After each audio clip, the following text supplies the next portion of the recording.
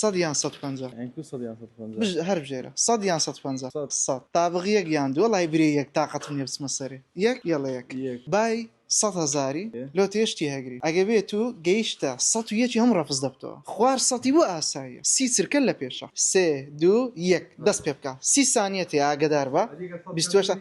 كم تربي اسايا حظك باي 10,000 اشتي هجرا دبتا بلاش بدلي خد او هلكا خو ما هجي دزدي اش 10 ثانية والله دريات بياسي 16 15 برام ياربتي بدن احتياجي 12 11 دا او توب نان ليجر بخوي هجري شاش بنت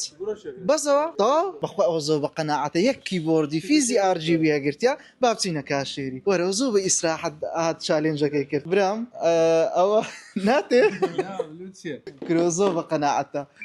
بايت سنديا تسلوها 8000 بيروزا او بوا هديه باشا اللي درنا بدي هريم نسلنا لا بدي نقرنوا علاقك ما عندي نانا اللي ناستينو دير باش فيديو اليوم ناستينو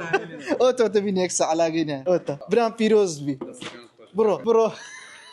زوبة قناعة برو واي واي واي بلد شاو بازو عبد راسك